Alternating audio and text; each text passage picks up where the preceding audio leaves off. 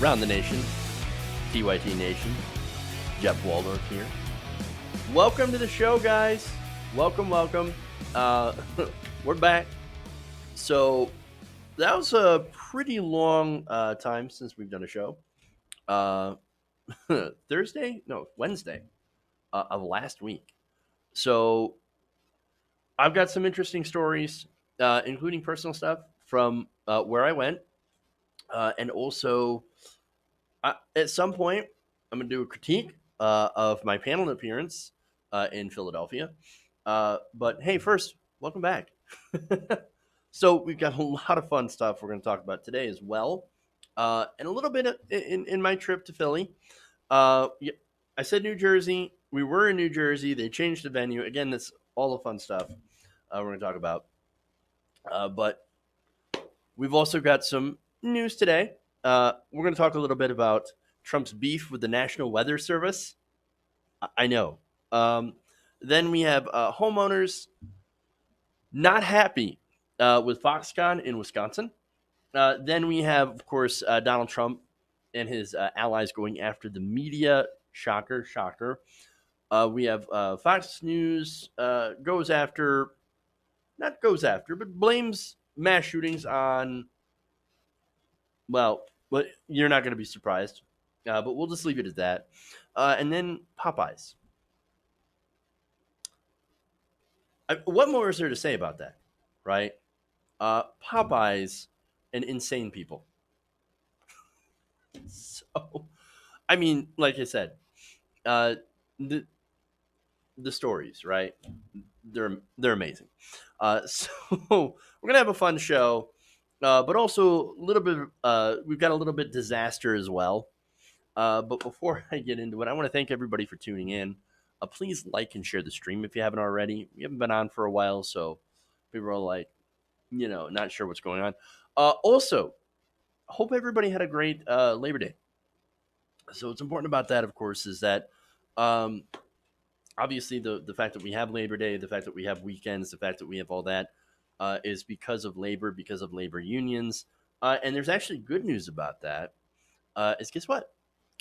Labor unions are starting to be more favorable now. They're starting to come back. Yes. Thanks, of course, to labor activism and Bernie Sanders specifically calling for more union membership to, basically try to fight for better wages, better working conditions. That look, libertarians always say, well, you need to go and stand up to the worker or the government. Not the government, but the workplace, the bosses, if you want fair treatment. Either that or you go find a new job. Well, you know what? Better yet, we are going to stand up and bargain for better wages, but we're going to do it together in what's called a union. I know they hate that, right? So the reason, of course, I bring up libertarians partly is because it's sort of a ridiculous argument, but they also have a lot of arguments that don't make sense. And part of that was, of course, what I had to deal with over the weekend. So let me, again, I want to thank some patrons before I get into that.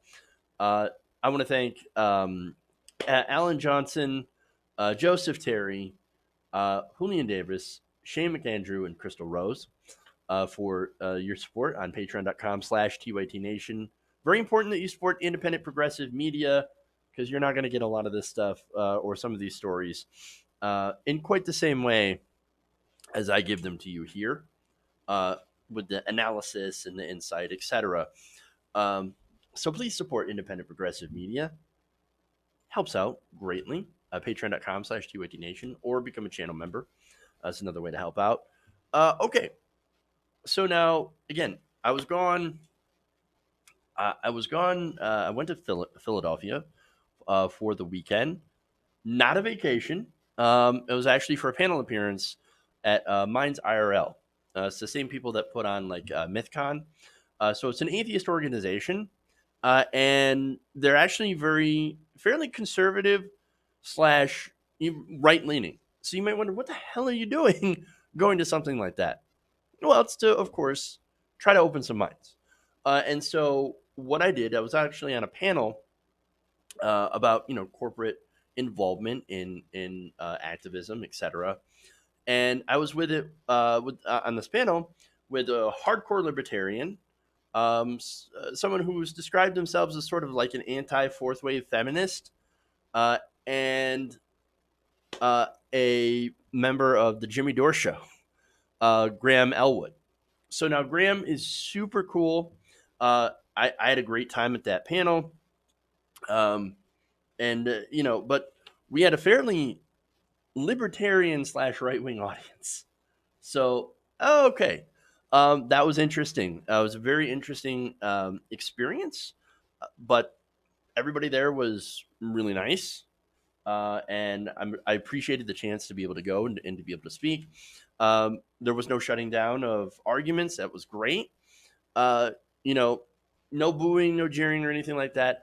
Because one of the things was that since it was a more libertarian audience, anti-war, well, they're anti-war, right? And so that got a lot of applause. There were a lot of people that were like, "Yes, anti-war message. Yes, even anti-corporate message," which I thought was really interesting. But then when you start bringing up progressive economics, the room's basically silent, and the same room erupts when they say, "Okay, now get government out of regulating corporations and also privatize education." I was like, yeah, ouch. But nonetheless, it was a good panel. It was a good discussion. Graham was amazing. He was an amazing person to meet. He was one of the only three other progressives that were there, and the rest ranged from center right to hardcore right wing. I mean, again, you have people like Sargon of Akkad that were there. So, like, okay, so that's basically. But I don't fault the people that put on the contest for that, or I'm sorry, the debate for that. Um, they actually did reach out to some progress. They reached out to David Packman, of course, me, obviously, Graham, Tara Devlin. She was also there, and so it's you gotta show up and to kind of diversify that audience to make sure that there were people, you know, not only in the audience, but there are speakers out there that will counter that other side, that other narrative, and that's what I went there to do. And I think I felt like I did a pretty good job, a fair enough job. And Graham was an amazing backup. So anyway, uh, okay. So now that obviously I'm going to talk more about my experience on the panel. In fact, once there's video released, I actually want to go through and show you guys the video from that panel. Um, and then I'm going to talk about it. I'm going to break it down, what it was like. It's just I gotta get the video first. So, but as far as my other experiences there, again, the organizers were super friendly, nice people. They were really great to all of us, and so I'm thankful to be able to go to that event that I was asked to go, and it was good. It was a good time. Um, my flight actually left about, and this is funny. Some of you are going to be amazed, but that was my first time on a plane ever. So that was an interesting experience. My flight boarded at early on Friday. I didn't get home until like Sunday evening, and so yeah, I mean there was a lot of rides back and forth. Ended up having to change the venue because I think it was both Antifa and Proud Boys that both hated the event. So that's interesting. Yeah, so a lot of security, a lot of stuff, and I actually did get asked a lot of questions after the panel by people who knew who I was. So that was cool running into people who know the show and who largely agree with me. That was amazing running into the people who were there that are familiar with my work and appreciate my work. That was awesome. It was great seeing you guys. And so yeah, I mean, like if I'm invited to another panel and things like that, yeah, I'd love to. Um, because again, that's a great experience, and you know, it was good. So that's basically it on that for now. Again, until I get the video, until I can go and critique my own stuff. So that again should be a lot of fun. So, um, that's it. Let's move on to the show. Why does Ben Shapiro appear in a commercial? I don't know, man. It's because somebody bought a commercial. I have no control over that. No control over that. Okay. Anyway, let's go to the first story. Trump versus hurricanes.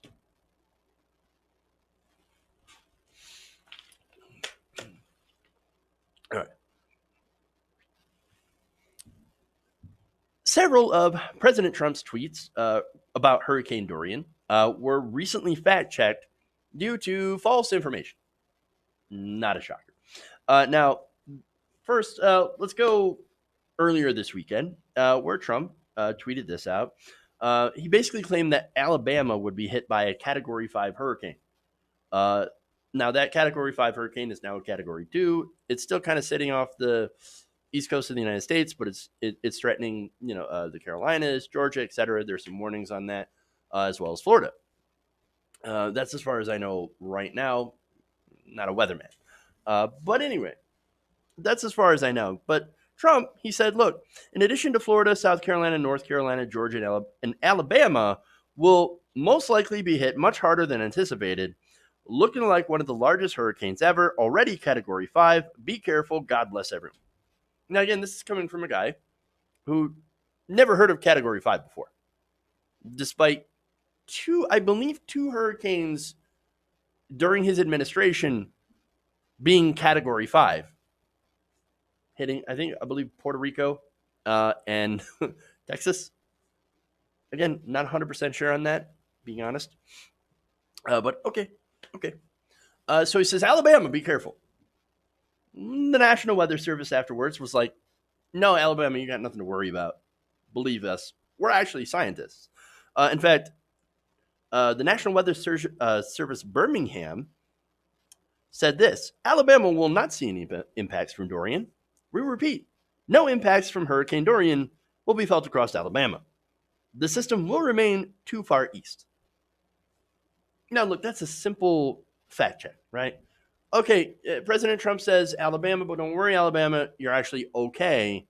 So no worries about getting prepared and stuff. And look, you want to be prepared, right? But if they're saying, don't worry, you're not in the path, you're way too far east, then I guess you really don't have to worry. But anyway, so now this would be a rather small thing. I mean, as far as like the correction, dealing with the hurricane, not a small thing. Dealing with a correction, you would think would be a small thing. It turns out, no, not at all. This is Donald Trump, and of course he's going to complain about it. A day later, by the way, he sent this, quote, such a phony hurricane report by lightweight reporter Jonathan Karl of ABC World News. I suggested yesterday that FEMA that along with Florida, Georgia, South Carolina, and North Carolina, even Alabama could possibly come into play, which was true. They made a big deal about this.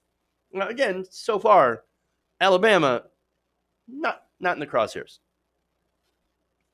He also said, when in fact, under original scenarios, it was in fact correct that Alabama could have received some hurt. Always good to be prepared. But the fake news is only interested in demeaning and belittling. Didn't play my whole sentence or statement. Bad people. Bad people. What a thin-skinned baby. That's what we're dealing with here. I mean, look, what Trump said before about Alabama is not accurate. But hey, the sentiment was there. Stay safe. Prepare. But maybe you should also listen to the people who's, make this their life's work. When they tell you it's going to be okay, as far as we know from the projections, Alabama is safe. But we will let you know if you are not safe, because that's our job. Look, I believe in facts, right? So if you're wrong about something, then a fact check should be in order, right? I've been fact checked before. Yet, okay, it's a little embarrassing sometimes, a little annoying sometimes, but you know what? Facts don't care about your feelings, Ben Shapiro loves to say. So, but for Trump, no. I love my feelings over facts. Feelings over facts. Feelings over facts, damn it. I mean, that's who he is. That's what he does. I mean, it's fake news, lightweight reporter, Jonathan Carl, bad people. Dude, seriously, just let it go. Let it go. Let it go. Again, this is his own agency, right? The National Weather Service, part of the government. And it's saying something different than what Donald Trump is saying. So you should actually probably listen to the agency instead. But no. Dude, he can't let a little thing like this go. And look, it gets insidious about this, right? And I know some of you might be like, maybe you're going too far. No. By doing this, by refuting scientists and factual information, he's done it all sorts of times. He's saying that, no, I'm the only authority that you need to listen to. Don't listen to the scientists, even though they technically work for me. No, don't listen to the, fact checkers. Don't listen to anything like that. They're all fake news. No. Everyone who disagrees with me is fake news. I'm the only person you should listen to. And that is super straight up narcissism. Okay. And not only that, but it's more evidence of the gaslighting that's going on under this administration that's been happening for the last 3 years. Oh no, the things that are happening aren't really happening. And the things people are saying aren't really true. Why? Because I said it, even though we have actual video evidence of it, but they're wrong. I'm right. That is straight up gaslighting, guys. We've been living in a gaslit nation for 3 years. It's a surprise that it doesn't blow up whenever somebody strikes a match. Okay, gaslit. Okay, but anyway, thankfully, one of the bright spots here is the internet, who, of course, is not buying what he's selling. Here's what some of the responses are to this.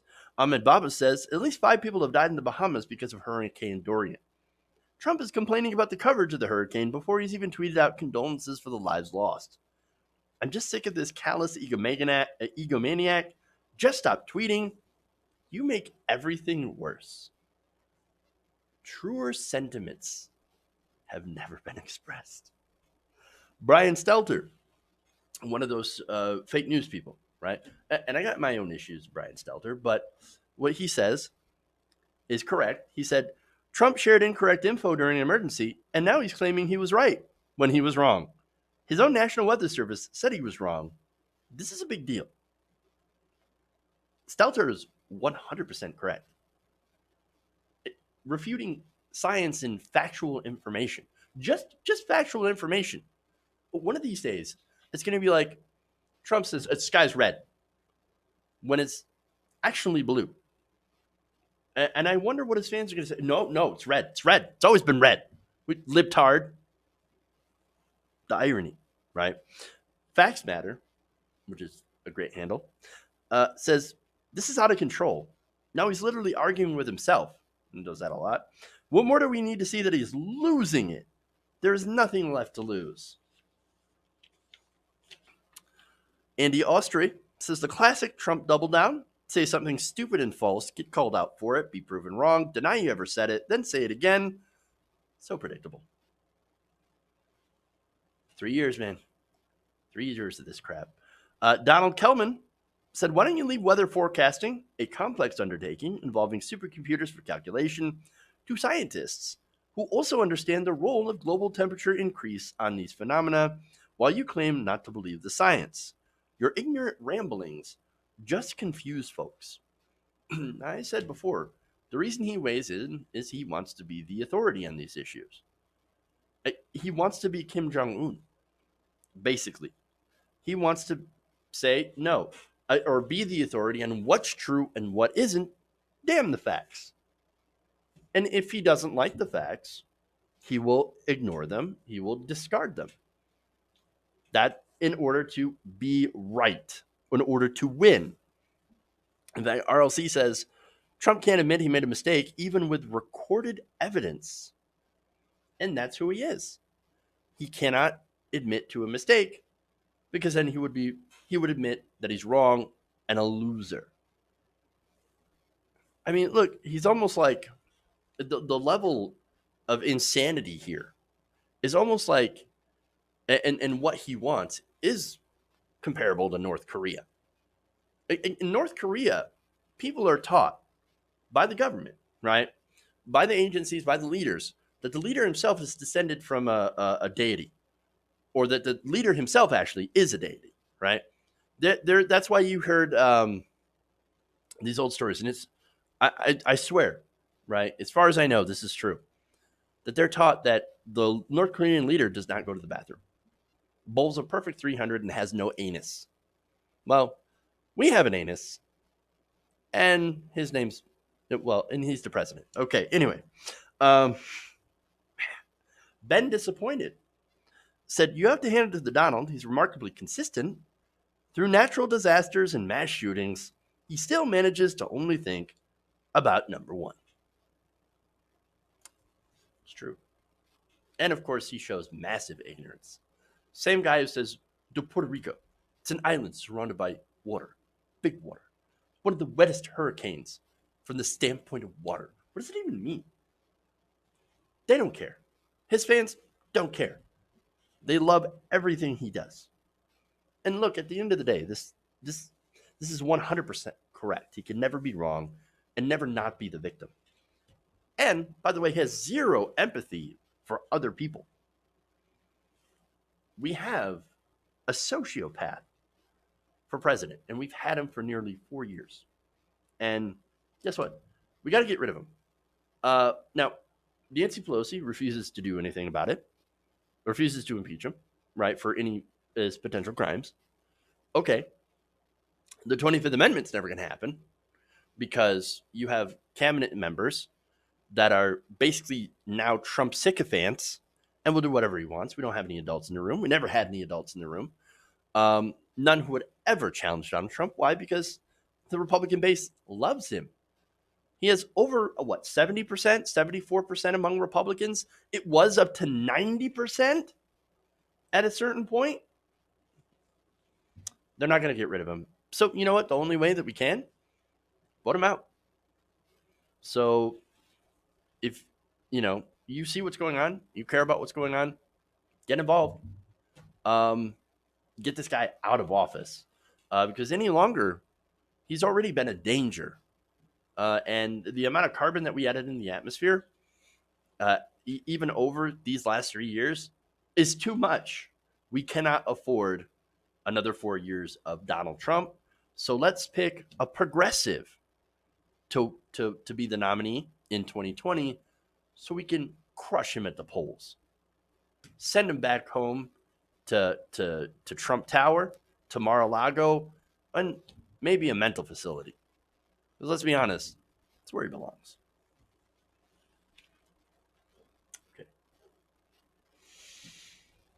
Okay.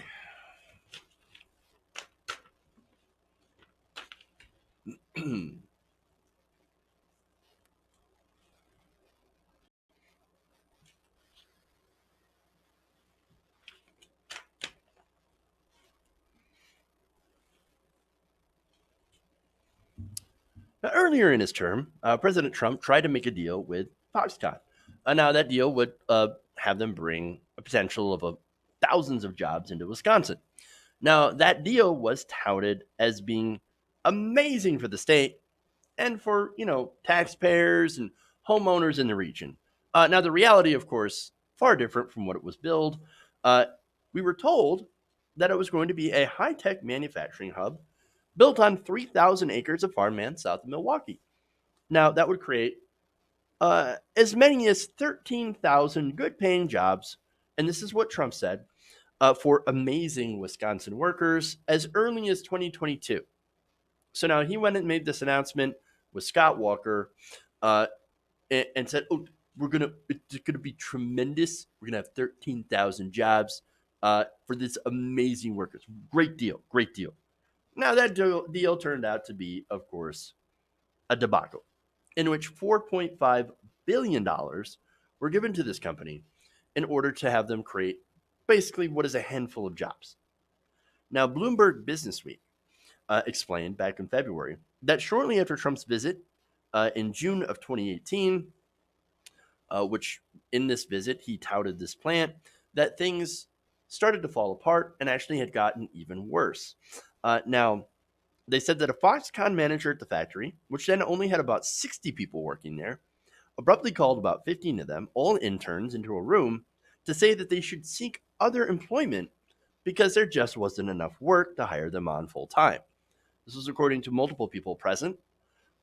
So already, that that factory should have been at least partly built, and they should have had more than 60 people there. They had only 45 people that were actually working full time, and then 15 interns, which they immediately got rid of. Why? Well, we don't have work for you guys. Well, no, wait, you should. There was $4.5 billion of investment. Where's the work? Where's the work? Now, two sources recall the manager telling the group that there were a number of forces outside the company's control affecting the Wisconsin project. A number of the interns who received praise from Trump were stunned. Here's their response, quote, "It was upsetting for a lot of people," said James Pittman, one of the former interns. "They had hyped a lot up. We were used as a publicity stunt." Well, wonderful. But that's just an example of the disaster of this project. There's more. It's not just the workers that are angry. It's not just the taxpayers that are angry because they apparently got screwed over as well. But also, you had homeowners. You had homeowners in the area in which the plant was supposed to be built that are also super angry. Now, the Racine Journal reports that several residents of Mount Pleasant, Wisconsin, are now upset that they were threatened with eminent domain unless they agreed to sell their property to help with the construction of a Foxconn plant that has repeatedly failed to meet expectations for delivering jobs. So now think about this, right? So this is amazing. And I don't know if enough people stress this point. So Foxconn is a Chinese-owned company, right? So they make iPhones in China. So they come up, and I think I remember reading about how a lot of their plants had suicide nets because people were literally throwing themselves off the buildings because the working conditions were and the pay were so terrible. And that was in China. And I believe Mitt Romney had went over there and said, "Boy, these are great factories. We would love one in the United States." Well, now Trump jumped on that, and as well as Scott Walker, former governor of Wisconsin. And so, they bring Foxconn over here. They offer them billions of dollars in tax incentives to try and build in this area. And again, since it's a Chinese company, this is where it gets a little awkward. The government is saying, "Give us your land, American citizens, so the Chinese company can build a plant here. Either sell your home or we're just gonna take it." Think about how messed up that is, especially for a president that said, "America first, America first. Now now give your land to the Chinese." I mean, that is super messed up, right? So now, here's the thing. As the Wall Street Journal reported, contractors working for Foxconn had bulldozed about 75 homes in Mount Pleasant and cleared hundreds of farmland acres in preparation for the construction of the plant. So they've already knocked down 75 people's homes to build this Chinese plant. Now, two former homeowners tell the Journal Times that thanks to the deal, they had lost their house. Now, in 2017, they were told that they would either agree, this is Sean and Sarah Mayer, that they were said that they would either agree to sell their home or have it seized via eminent domain. However, after the Mayers sold their home, it was revealed that Foxconn might not even need their land to build a planned road to the facility. So, turns out they might not even need it. After you uproot yourself, sell your home, etc., and see it knocked down, turns out, oops, might not need it after all. Sorry about that. Now, the response here from Sean says, "I'll always be a little bitter. Just because we elect the officials that railroaded us on this." He said, "I did my homework when they said Foxconn is coming Two places they said they were going to build, and they didn't. So, again, this is somebody who knew about this, who knew ahead of time, like Foxconn screws people over. No, we don't want to sell our house. No, we don't. But here we are. We're getting told by the government that we need to sell our house or get it stolen through eminent domain. We don't have any options. So we're stuck in this situation. And we know how it's going to end up. We know that it's a con job to begin with. But what do? We're stuck. We're stuck.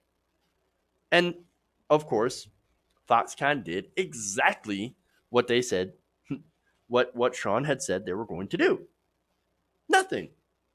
Con is literally in their name. This is how they work.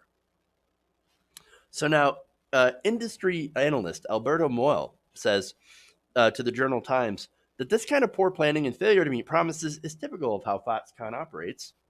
And he describes Foxconn's Wisconsin deal as nothing more than a snow job. Well, of course, because nobody does a snow job quite like Donald Trump and Governor Scott Walker. Their promises to the Wisconsin taxpayer who handed this corporation billions of dollars is look, their promises were nothing more than hot air. And this is what we expect from Republicans and their corporate donors. And this is what we see. We also see it from Democrats, but not quite as much because, while Republicans are 100% owned by corporate donors, Democrats, I'd say about 50% owned for the most part, maybe 75%. But yeah, look, this is a disaster. But this is unfortunately what happens when you A, trust President Trump, B, trust Republicans in general in order to try to make your life better. And you trust a company which has a proven track record of underperforming, underwhelming, I should say, basically not living up to their promises. And unfortunately, when are people going to learn? When are people going to learn that you don't just hand out money to corporations in the hopes that they'll build something, but actually have like rules and agreements ahead of time before they get the money? They never do that. They never think about that because these politicians are in league with the donors, in league with these corporations, and all get rich because of it. It's the corruption. Okay. All right.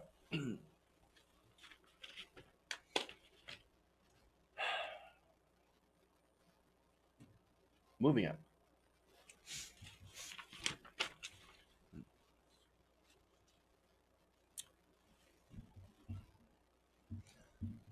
Allies of President Trump are planning to go after the media. Now, they're hoping, according to an Axios report, to raise about $2 million ahead of the 2020 election to attack members of the press. Now, these are media outlets that include the New York Times and the Washington Post.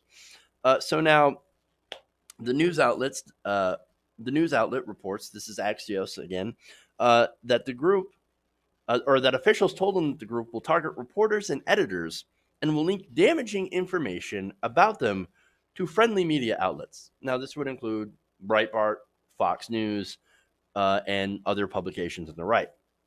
Now, Axios is reporting that among the group's primary targets are CNN, MSNBC, the New York Times, the Washington Post, BuzzFeed, HuffPost, and, quote, all others that routinely incorporate bias and misinformation in their coverage. Now, let me tell you, who does not have a bias? Everybody has a bias. You literally cannot have a reporter that doesn't have some sort of bias. Well, look, I'm honest about my bias. I'm a progressive, right? Now, does being a progressive make it so that I can't report factual information? No, of course not. I can report factual information, and then I can give you my opinion on it. I do it every day.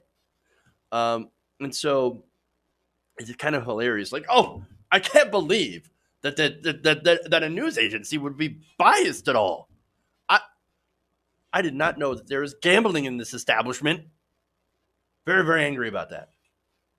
What do you think? Of course, everybody's got a bias. Everybody has a perspective. But look, you want to talk about misinformation? Okay, well, that's an issue. Why don't we talk about Breitbart that routinely publishes misinformation, or Gateway Pundit that literally makes things up on the spot, or Fox News lies and prevaricates. And look, there's other issues where CNN, MSNBC will also publish false reports in New York Times, but then they will go back and they will retract that information and be like, we messed up. Whereas you almost never see that happen on the right. I think Fox News has retracted a couple of reports now and then. And so at least they have some standards, right? So now, more to this report from Axios. The group includes people like GOP consultant Arthur Schwartz, as well as a loose network of conservative operatives allied with the White House, who, according to a report in the New York Times last week, are looking to discredit news organizations deemed hostile to the president. Well, now that's the only qualification here. You don't actually have to be doing fake news. You don't actually have to be making things up. You just have to be, quote unquote, hostile to President Trump, i.e., not agree with him, even though when he even like I'm thinking of the right word, but when he counteracts himself, when he goes out and says something false, and then later on says, no, I didn't say that. Well, he does it all the time. What are you talking about? If anybody's hostile to President Trump, it's President Trump, because he says all these things and lies all the time.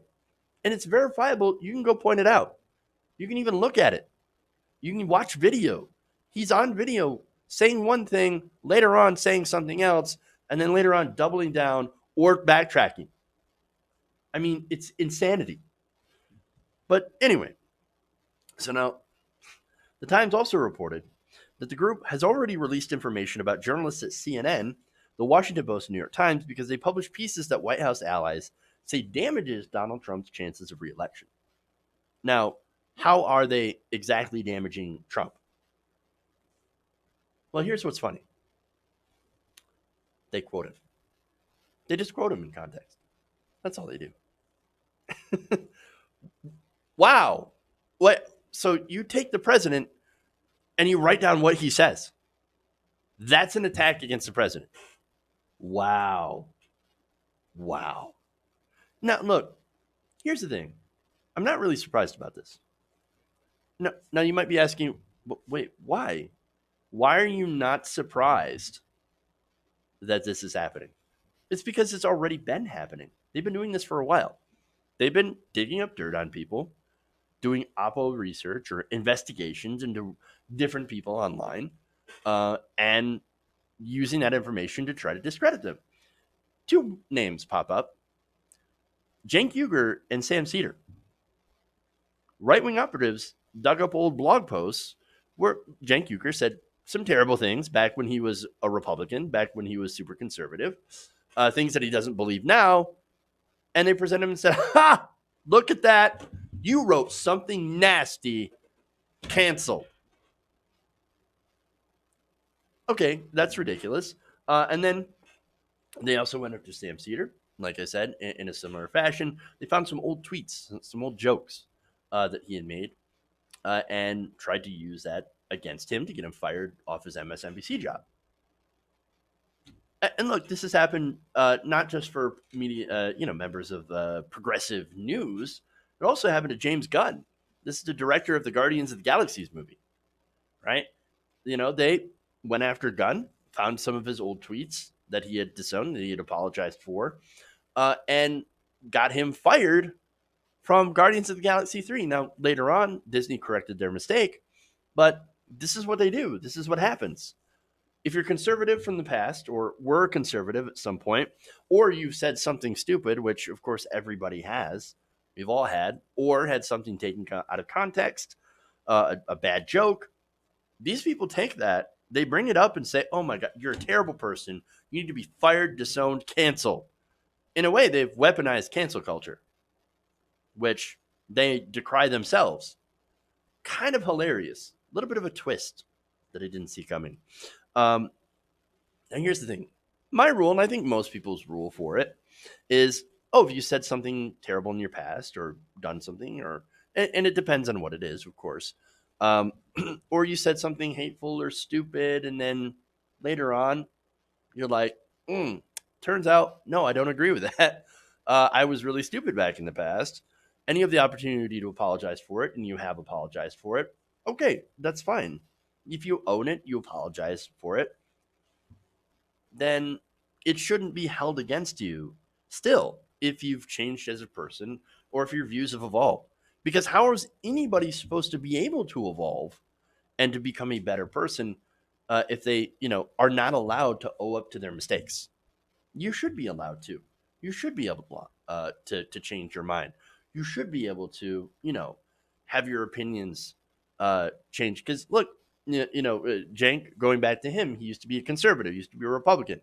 Now he's like, I used to be a knucklehead Republican. Now I'm different. Now I've changed. And a lot of people, a lot of progressives have a similar story. I used to be either libertarian or used to be a conservative Christian. Even the atheist community, people that used to be very, very, Christian fundamentalist, even switching over and saying, yeah, you know what? I was wrong. I was wrong. And I said things that were hurtful and harmful against the LGBT community or LGBTQ community and all that. So, and I don't believe that way anymore. I've evolved on that issue. You should not have that stuff held against you. Okay. Allow people to have some redemption. But see, this tactic being used by the far right, again, it's a perversion of cancel culture, right? And it really does show some desperation. They can't attack the message, so they attack the messenger. And by the way, the message is usually, hey, look at what insane thing Donald Trump said today. Isn't that insane? How dare you? How dare you attack our dear leader? So they go after the messenger, right? And look, there are literally hundreds, if not thousands, of terrible things Trump has tweeted, at least within the last 3 years. He doesn't apologize for that. He doubles down, or he gaslights people into saying, I never said that. I never said that. No, you totally said it. It's within this bit of hypocrisy that those very people operate. And and here's why they can get away with this, right? It's because media is so unpopular. And people don't have a trust in media anymore. Now, look, I understand why. And look, I, more than anyone, know how much of a problem media has become, how much of an issue there is in media, and how much needs to be fixed, right? And look, let me give you some examples. Yeah, Lawrence O'Donnell reporting on Trump's bank loans about Russia. And this is one big thing that's been going on. It's the Russia in the media, especially from MSNBC, but CNN as well. You have Rachel Maddow. I mean, just going insane about Russia. Not vetting sources, endless speculation being passed off as fact. That's a problem. Now, it's okay to speculate and to be honest about that. Like, hey, I think maybe Trump has some business ties with Russian oligarchs. Okay, hey, that's fine. But at the same time, do your job. Report actual information. Anything that's speculation, you just say, this is what I think. I don't know. I don't know if it's true or not, but this is what I believe. Maybe we'll see things pan out like that. Okay. But also, instead of just focusing solely on Russiagate or Russia, maybe talk about climate change. Now, look, you have a great example here, Chris Hayes. Now, Chris Hayes is he tries to talk about climate change, right? And I believe that he wants to, but I also believe that he gets shut down all the time. Why? Because he's even said it himself on Twitter. It's a ratings killer. You got to remember, these big corporations, these media companies are big corporations, and they have to make money. What brings in the ratings? Russia speculation. And of course, trashing Donald Trump. That's what brings in the eyeballs. Climate change, not a sexy topic. Minimum wage, not a sexy topic. That's not something that their viewers tend to identify with. Look, I don't know that many people that are subsisting on minimum wage that are working 2, maybe 3 jobs to get by that are sitting down and watching people on MSNBC or Morning Joe. That just doesn't happen. Okay, I don't see a lot of that, and so that's the disconnect between the audience, is that they don't care about these issues because it doesn't affect them. And so that's a big problem with the demographics in CNN and MSNBC and what information they put out to the public. And so that's a big problem, right? And again, big corporations beholden to advertising companies, to their advertisers, to their funders. And look, when your company is funded in part by fossil fuel companies, are you going to talk about climate change? Not really that much. And if you do, you're going to be praising middle of the road solutions from people like Joe Biden. And then you're going to talk dismissively about the Green New Deal or Bernie Sanders. So that's the problem here. And so I understand the frustration with the media more than your average person.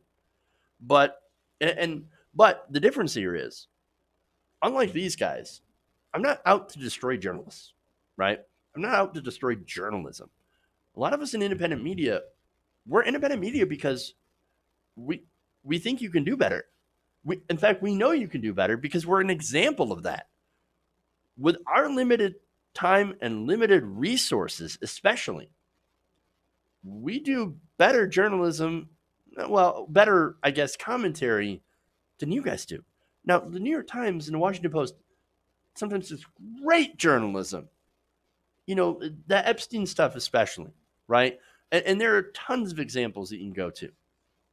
But at the same time, also, a lot of their opinion is terrible and not representative, and I mean buried deep into the Washington establishment, and that's a big problem.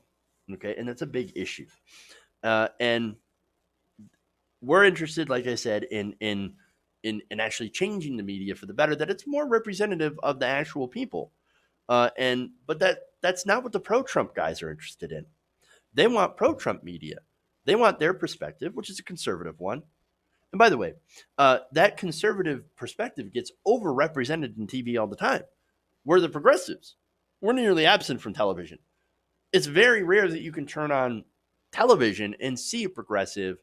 Every once in a while, they'll invite one to argue with, conservatives on Fox News, and then they don't bring them back. Or, as of lately, to give him credit, Cuomo has actually brought on people from the Young Turks to go and have conversations with Trump supporters as well. And so there is very little representation of progressives on television, on mainstream media, and that's one of the big problems, right? Now, as far as conservative media, obviously I believe in free speech, so it's fine to have a conservative perspective, and it's fine to have them on television, of course. And I'm actually really glad that Fox News dropped their fair and balanced BS and actually decided to be honest. They have a perspective. I disagree with that perspective, but look, they're allowed to have it. These Trump people that are literally going after journalists for reporting what Trump says and does, I have a feeling that they just want to be out there and out to stamp out disagreement. And so they are personally attacking journalists. They are putting them in danger for daring to do their job. And to me, that's not upholding the value of free speech or the free press that they swear that they're out there upholding. No, these are political attack dogs. These are hatchet men, and they are totally against the values of the American value of free speech. Okay. All right, I want to take a quick break. Then we'll come back. We got Tony Perkins and Popeyes. So stay right here. I'll be back in like another minute.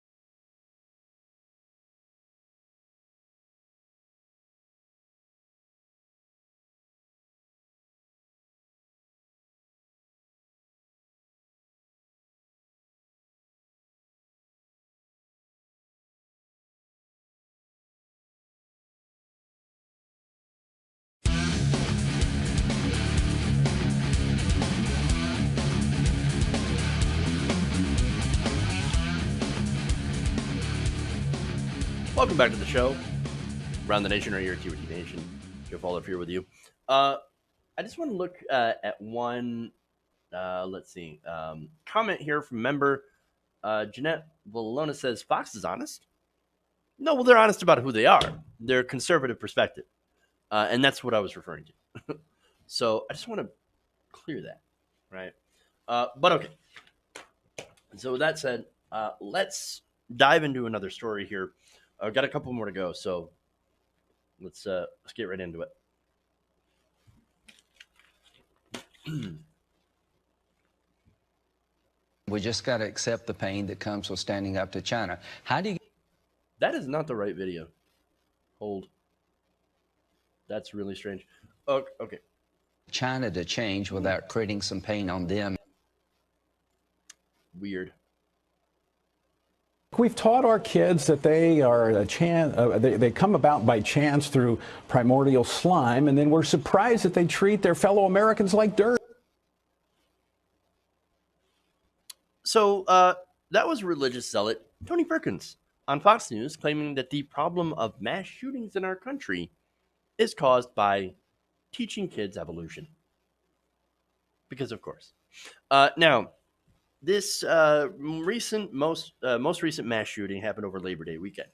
And this is where a 36-year-old man shot and killed 7 people and injured over 20 in Odessa, Texas. Now, he was using an AR-15 semi-automatic rifle. And so part of that shooting, involved even shooting at Texas state troopers. Among the wounded were a 17-month-old girl, 3 law enforcement officers, according to hospital and police officials. Those fatally shot were between 15 and 57 years old, according to Odessa Police Chief Michael Gerke. Now, the shooter died in a shootout with police at a movie theater after a chase, 20-minute chase. So, look, okay. So now let's look at the facts, right? So he's a 36-year-old man, a former trucker, just recently let go of his job, has a criminal history. He's also a white man. But Tony Perkins thinks, oh, no, the reason that this happened is because teachers taught him evolution. I want to give you a little bit more context into this so that, you hear his full argument. But I'm willing to sit down with the left who say, I don't want to hear any more about your prayers. Well, I agree. Praying alone is not enough. It's time to act. And it's not just about having a conversation about restricting those who should not have guns, criminals, but it's also a discussion of the absence of a moral core in our culture today. I mean, look, we've taught our kids that they are they come about by chance through primordial slime, and then we're surprised that they treat their fellow Americans like dirt.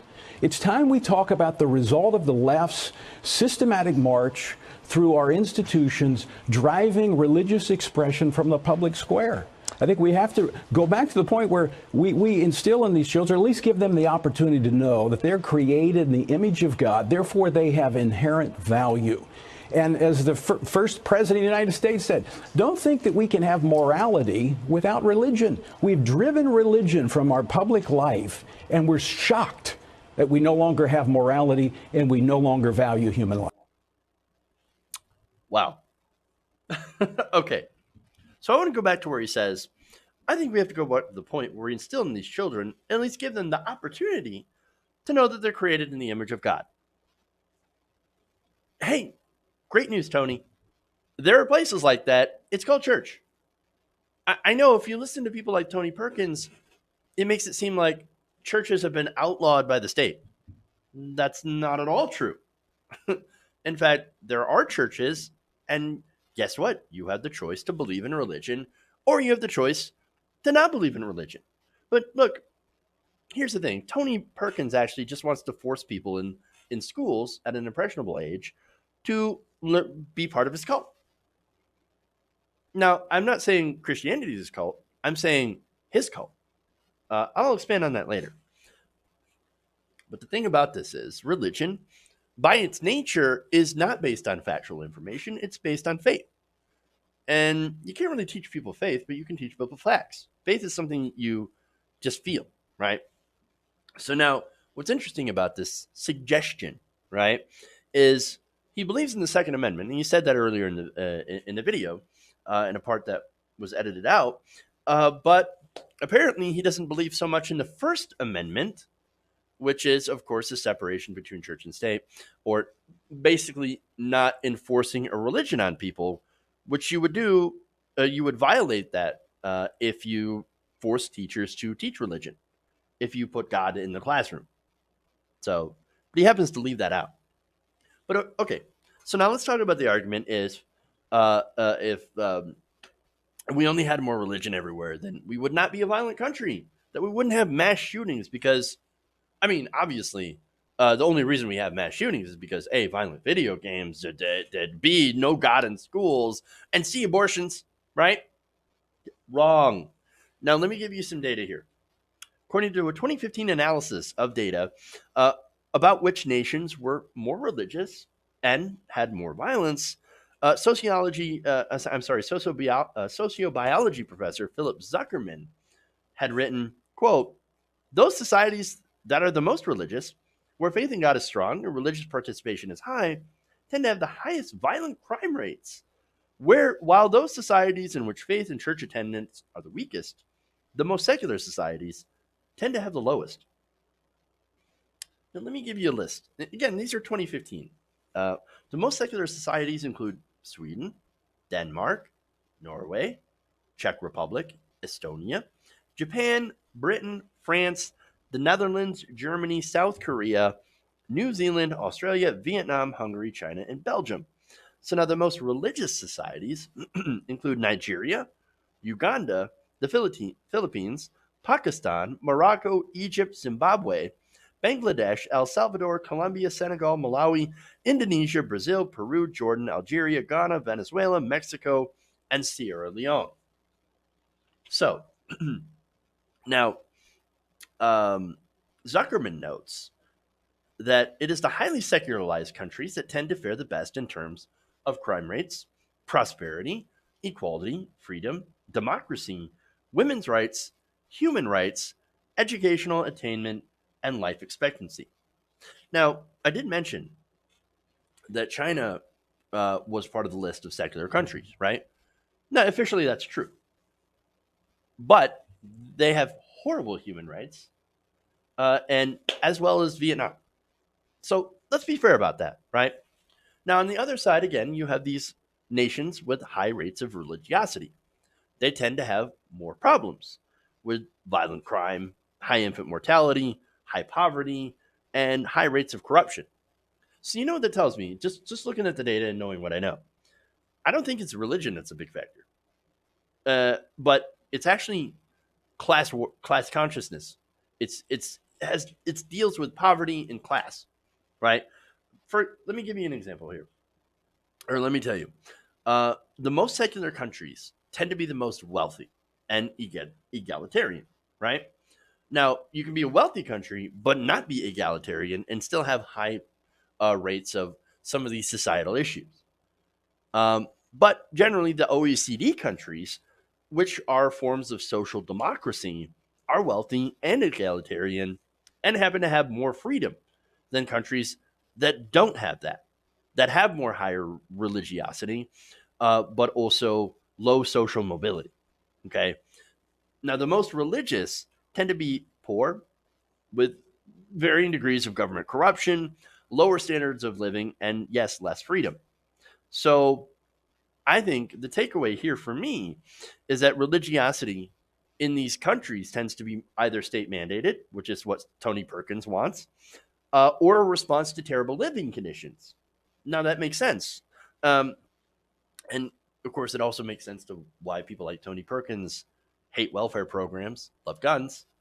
What better way to turn people into religion than to make their lives on earth bad, literally hell? It's and so this is my take on it, right? So to me, if you live a terrible life, religion acts as an escape. Well, I mean, there's got to be something better than this, and that makes me feel comfortable because right now my life sucks. That makes sense to me. Now, that's not always the case, of course, but in some cases, I think this is true. So that kind of explains why you do see OECD countries that have moved away largely from religion.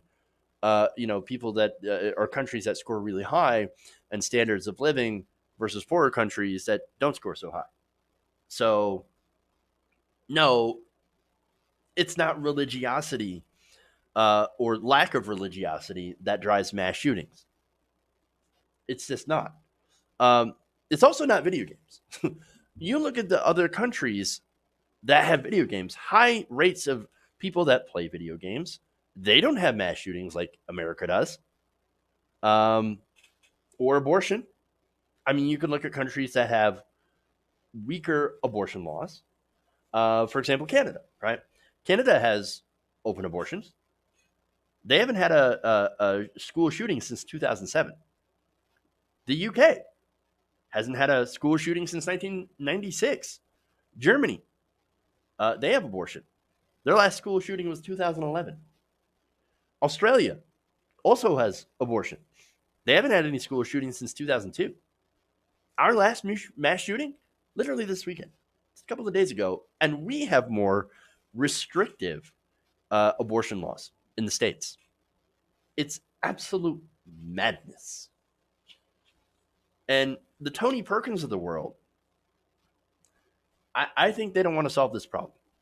I think they just want to cash in on new followers to their personal cult. Now, I'm not talking about, again, Christianity itself, right? But to his own ministry. Again, Tony Perkins is not an actual Christian. He has his own ministry, which he purports to, teach the word of God. It's not real. He's not a real Christian. No, he's somebody that uses Christianity to become incredibly wealthy and powerful. They are only there to help themselves while real people are suffering. That's all these televangelists are, man. And that's what this is. People like Tony Perkins, they make me absolutely sick. They want to control other people and they want to get wealthy from them. It's the most unchristian thing ever. That's who these people are. Okay. One more here.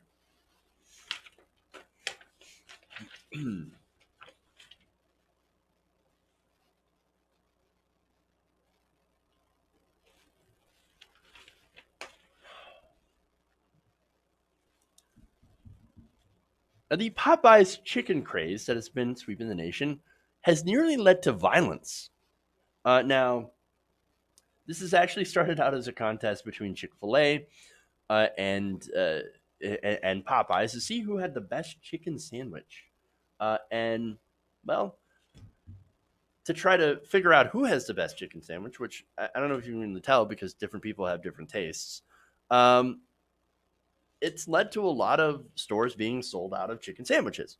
Now, KTRK TV, if Houston had reported on Monday that cops were called to a Popeyes in Houston after a violent confrontation over sold out chicken sandwiches.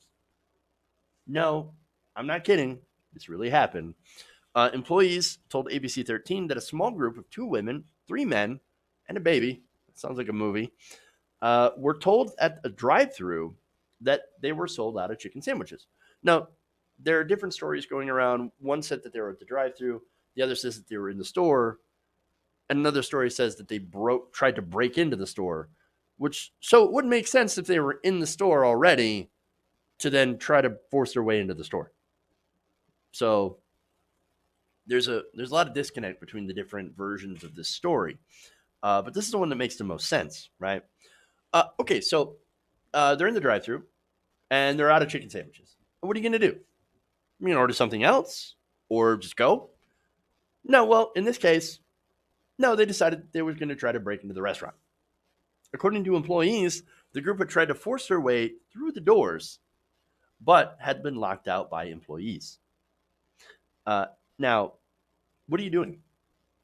Again, first, you're trying to force your way into a restaurant that said, we're out of chicken sandwiches. Like, we can't do anything for you. We would love to serve you a chicken sandwich, but we don't have any. Oh my God, what are you doing? You're trying to break in. I mean, and number two, the other problem with this is, what are you doing bringing a baby into that? What is wrong with you people? What is wrong with you? But even worse, KTRK also noted that one man had pulled out a gun because, of course, Texas. Again, what is wrong with people? Okay, look, I've never eaten at Popeyes, and I've never eaten at Chick-fil-A either. Mostly because neither of them are located near me. But aside the point, if somebody is out of what you want, you order something else or you go somewhere else. You don't threaten them with a gun. I mean, come on, man. There were employees, actual people in that restaurant that had to fear for their lives over a sandwich. Again, one of the men had pulled a gun and threatened them over sandwiches. Now, thankfully, nobody was hurt. Nobody was hurt. But I can't help but think over this that we're living in a country where people threaten each other over ridiculous things. And not only that, but we have a certain small segment of the population that is insane enough to actually shoot someone over a chicken sandwich. I mean, come on, dude. And that we have over 300 million guns in this country.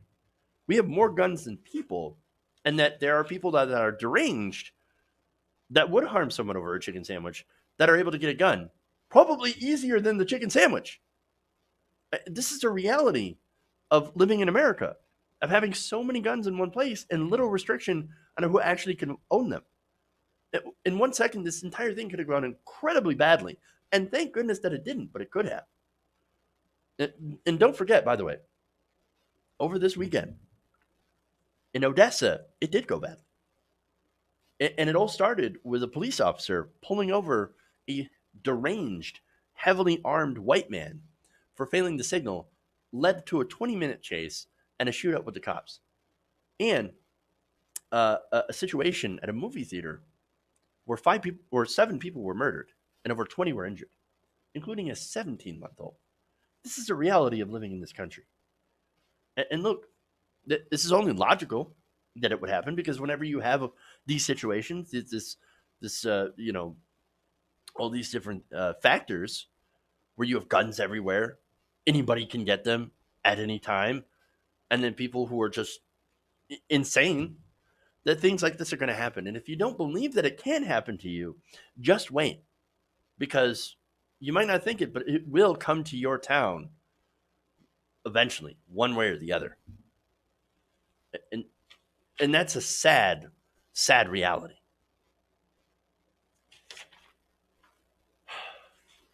Yeah. Okay.